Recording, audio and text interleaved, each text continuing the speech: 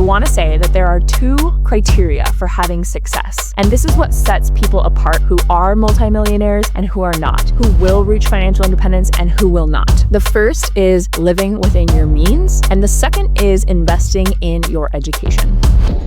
Welcome to Money Musings, a podcast that breaks down money, investing, and wealth with zero BS and unapologetic irreverence. I'm your host and money co-conspirator, Stephanie Zenos. Let's get into it.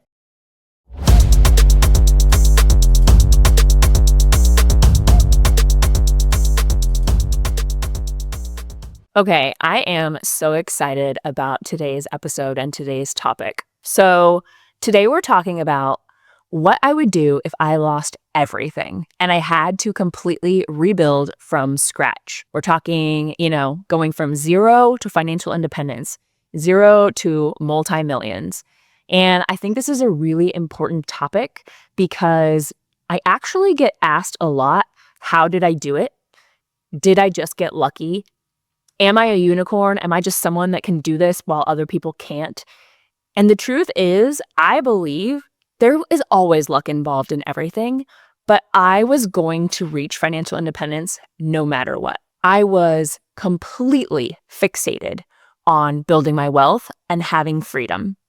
And when you are fixated on something, when you care that much about it, you're going to accomplish it. That doesn't mean that, these tools will not work for you if that's not your goal, but it does help to have the goal in mind, right? Not everyone prioritizes financial independence, financial freedom, having enough money to, say no to a job, say no to a partner, move cross country, being able to live off your money for the rest of your life, right? That truly, to me, is what I mean when I say financial independence. Some people think about it differently. Some people think financial independence is just those prior things, being able to leave a job if you want, being able to leave a partner. For me, financial independence means having enough money that I never have to work again if I don't want to. I can live off my investments or whatever money I have. So that's my definition that we're working to when I'm like, how would I go from zero to financially independent if I lost, everything today? It is an extreme goal. And I just want to put that out there that maybe it's not for everyone. But I believe that if you have this goal, that you can absolutely do it. Everybody's path is going to look different, but there are some commonalities on this path. So did I get lucky? Sure. I think there's an element of luck in everything. However, I knew that I was going to be financially independent. I knew I was going to be rich. I was completely dedicated to that. So with that in mind, I want to say that there are two criteria for having success. And this is what sets people apart who are multimillionaires and who are not, who will reach financial independence and who will not. The first is living within your means, and the second is investing in your education.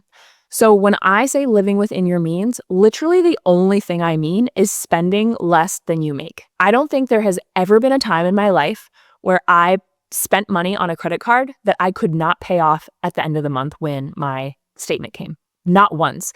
And in fact, the only loans I've taken out have been strategic. So for, going to college, or sometimes I'll take out a loan on a car, even though I don't really need it because I think it's more financially savvy to invest the money rather than pay off the car in cash. So always very strategic, but I have never lived outside of my means. I have never been in a situation where my living expenses were more than I was making or more than I could afford. And that is just table stakes for financial independence. At all times in your life, you need to be living below your means, spending less than you make. So that's one. And then two is investing in your education. You have to think about yourself as the most important asset that you have. Your knowledge is so important. And so whenever I end up giving people advice, I'm always invest in your education. It is truly an investment, whether that's going to a university, whether that's buying a course on personal finance, whether that's hiring a business coach, whatever it is, you will never regret investing in yourself. And it is going to accelerate your process so much.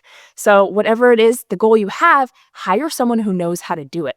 And that also brings me to something I say all the time, which is there are so many ways to build wealth. There are so many ways to build a business. There are so many ways to do every single thing in life. But if you can find one person that you trust and they have a process and you can pay them to teach you that process, that is worth its weight in gold, because truly all you need is one solution to any problem. We don't need to understand every single possible solution. So with that in mind, those are really the two things that are requirements or criteria for this to work for you. Okay, so let's get back to the topic at hand. This is literally my last day where I can record this podcast because I'm about to enter into my luteal phase where everything is 3 times as hard and half as good. So yeah, we have today and we have today only. So let's get down to it. All right. So the 3 steps, they're very high level. And then I'm going to actually give examples of exactly how I would do it. So the first step is actually increasing your income. I think that that's one of the most important things that people kind of forget. They focus on saving, they focus on other things first. Increasing your income is number 1. The second thing I would do is save 1 to 3 months of expenses in an emergency savings, high yield savings account. And 3 is start investing. So let's actually go through these one by one. So the very first one is increasing your income. I really feel like, especially for women in the personal finance space, there's way too much emphasis on saving money or spending less, when in reality, like, you can only spend so little, right? You have to survive, you have to eat, you have to have housing, right? There's so many requirements. You can only reduce your expenses by so much, but you can increase your income infinitely. And that goes back to the investing in your education, right? Getting the right jobs. So for me personally, if I was starting over and I wanted to make as much money as possible, here's what I would do. I would look for a company that pays equity in the form of company stock, and I would do everything I fucking could to get a job there. So not only would I be working and making a salary, but my company would be giving me equity, giving me company stock that hopefully, if I choose a good company, is going to be growing over time. And I am not working for that, right? So immediately getting equity. You don't even have to be saving money to get that equity. That is just going to be given to you. So you're already investing in step 1 without even really having the money to invest yet. That is why it's so important.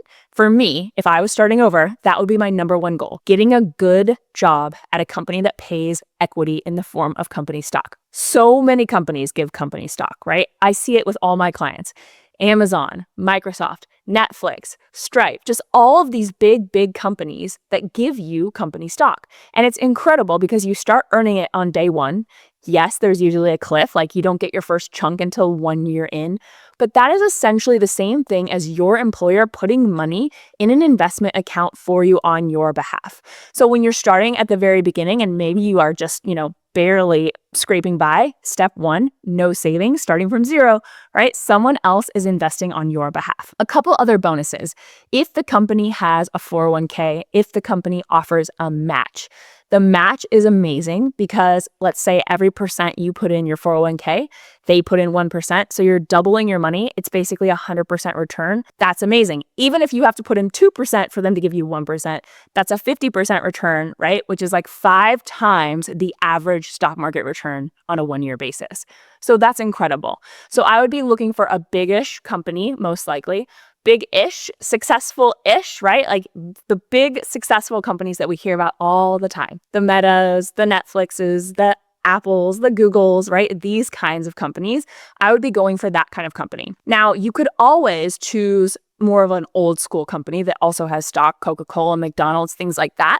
That stock might not grow as fast as, like, say, a more tech type company. You could also look for a smaller private company. The issue with the smaller private company, right, is that maybe they never go public. Maybe the stock ends up amounting to nothing.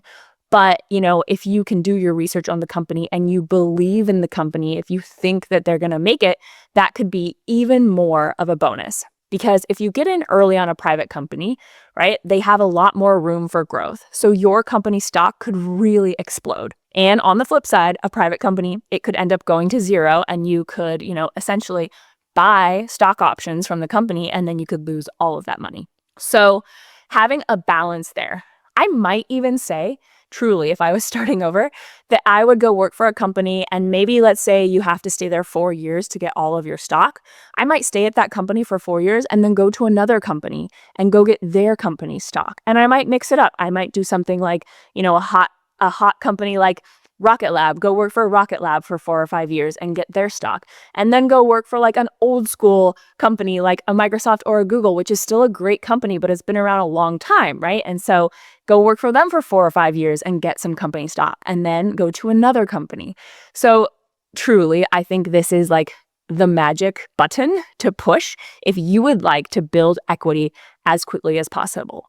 And equity is going to make you so much more money than putting money in a savings account. You are not going to reach financial independence by putting money in a savings account. Trust me on that. Like, we've looked at those numbers before, but if you want millions of dollars, you have to invest. You have to invest. And this is a way for your company to basically invest on your behalf. It's fucking awesome. So, company stock, a 401k with a match. Now, sure, this may not be the easiest job to get. You can't just like walk in maybe to a Netflix and be like, hey, give me a job, right? But if this is your goal and you are relentless at continuing to apply to these type of companies and get whatever work you can, and then continue to apply to these companies until you get that job, just don't let anything stop you. Make it your goal and do it. Next up is the savings part. So truly, I think enough to start, if we're starting from scratch, have 1 to 3 months of your expenses in savings. If you're young, that's plenty. If you're, been around the block and you lost everything like me, if you're 40 years old, right? Like, I like to have more than 1 to 3 months in emergency savings. But again, if I'm starting from scratch, the point is 1 to 3 months is enough in case, you have to look for another job, and you'll have a little bit of cash on hand. And it means you're not leaving so much money off the table, right? Like, we want money to go to step 3, which we're not there yet, but we're just going to save a little bit, 1 to 3 months of expenses in a high yield savings account. Please do not let me catch you putting money in a big box bank that does not pay you to save. I shall not name names here, but if you have your money in a big box savings account, the ones where you drive down the road and you see them, most likely your savings account is making like 0.01%, 0.05%. A joke. Meanwhile, the high yield savings accounts might be making 3 or 4%, right? So do not allow your money to sit in a fake savings account with a big box bank, please. So open that high yield savings account, get the 1 to 3 months in there, and then you have that in case something goes awry. And then you can move to step 3, which is the most important one. Now you start investing for yourself. So in step 1, we had our company investing on our behalf, right? Like by putting equity, giving us equity for working at a job, and also a company match. Now you start investing more for yourself. So this looks like maybe dialing up the contributions in your 401k, maybe opening your own IRA and putting money in there. We're starting with tax advantaged accounts where our money can grow faster. So not a brokerage account, not an account, where it has more flexibility, but in exchange for a little less flexibility in our retirement accounts, we get tax advantages. So that could look like you opening a Roth IRA. If you open a Roth IRA and you put money in there, this year you could have put $7,000 in there. So for the Roth, you would have already paid taxes on that, but now that money is growing tax-free. It'll never be taxed again.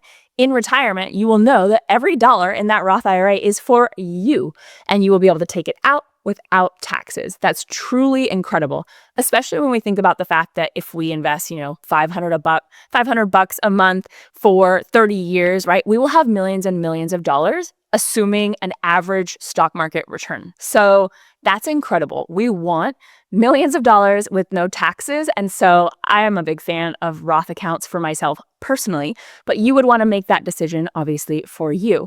But these retirement accounts have tax advantages. On the flip side, if you open a traditional IRA or you contribute to a traditional 401k, you're going to be putting money in there pre-tax, which means instead of you paying taxes on it and it going into your bank account, it goes directly into the 401k tax-free. So you can put a bigger chunk that maybe you couldn't afford to do after taxes, but you can put more in there and then it can grow. And then when you take it out in retirement, you will pay taxes on it then. Essentially, the difference between these tax advantage retirement accounts is that you should only be paying tax once instead of twice. So instead of a brokerage account, you would get taxed. You'd put the money in and you'd invest it. It would grow and grow and grow. And then in the future, when you pulled it out, you'd pay taxes again on any gains, right? So you're taxed twice. So we're prioritizing our tax advantaged accounts like our retirement accounts in step 3, so that we are only paying tax once and our money can grow as quickly as possible. So those are the 3 steps that I would take. Now, obviously, these would vary if, let's say, maybe you're a business owner, right? Instead of someone who would go get a job. But regardless, I think like those are the first 3 things. Now I'm excited about this topic and I want to keep talking about some other things I would do next. I know I said 3, but hey, let's go. So after that point, I would start a business. A business is the best way that we have to reduce our taxes. And paying less in tax means keeping more money, which means we can invest more.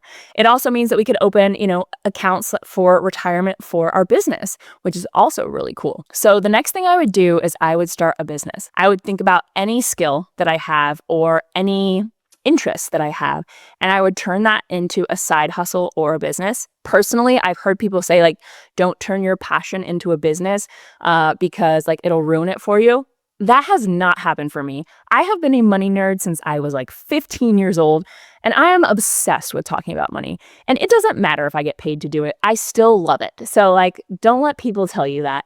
So turn whatever your passion is into a little side hustle, have a little hobby business, get, to write off different things like part of your home for home office or any expenses or any education. Like if you love learning about something, now you get to write it off and you get to subtract however much money you spent from your taxes, or from your taxable income, I should say. And that is just amazing. That is just like a great way to go. So that's another thing that I would do. Or if you were a business owner starting from scratch, I would hire people and hire coaches as quickly as possible. There have been so many times in my life where I look back and I say, dang it, I wish I had hired someone sooner to teach me that thing. Because every time you hire someone to teach you a thing, like I was saying in the beginning of the episode, you accelerate your growth and you accelerate your returns so quickly, which is why I'm always telling people like invest in your investing education, invest in your personal finance education. On the business side, invest in hiring people, invest in business coaches who can help you make more money more quickly. So yeah, that's a little aside about if you had a business. But for me, the last few years, an example of that, I hired a company called Smart Coach, and they are a business coach company. And I was so impressed. And I am not an easy person to impress. Trust me. And I was so impressed, and they helped me essentially 10x my income. Can you imagine if I had done that like in the first or second year of business? Maybe I wouldn't have been ready for that kind of, transition. But oh my God, like I waited way too long to get help on that. And I waited too long to hire more people for my business as well. So don't sleep on investing in your education, please. And remember to like enjoy it along the way. That's also why I love the side hustle idea, is like choose something you like doing. And now when you spend money on that thing, you get to write it off. So cool. All right. So just to summarize, truly, I hope that anyone here that wants financial independence feels like it's attainable for them. I really do believe that if you're so obsessed with something, you're gonna find a way to get it, right? Like my soul just knew that financial independence was for me, and I was gonna do whatever it took to get there. And there's a million different paths I could have taken, but I was going to get there. And so similarly, like if you are obsessed with financial independence, if you want that freedom, this is one path to take. This is what I would do if I was in your shoes. I'm sure there's a million other paths you could take, but that's the way that I would be looking at it. And again, you'll notice everything goes back to equity. Everything goes back to not just working and making money for your time, but finding a way for your money to work for you, right? So that you don't have to keep putting time into it. People are obsessed with the idea of passive income, and they talk about real estate, and they talk about, having a business and all of these things. But truly the only fully passive income is in your investments, because that's where you're literally living your life, going to your job, having your family, going on vacations, and your equity is growing on your behalf. So clearly, my steps all kind of center around equity and getting to equity as quickly as possible. But that is the path I would take, and hopefully that gives you some things to think about. Thanks for allowing me to be part of your money journey. If you heard something that made you think in a new way or expanded your views about money today, please be sure to like, subscribe, and leave me a cute little note in the form of a review. See you next time. As always, a quick but important reminder that everything I share here is solely for the purpose of your entertainment, education, and inspiration. Nothing in this podcast should be taken as personal financial, legal, or investment advice.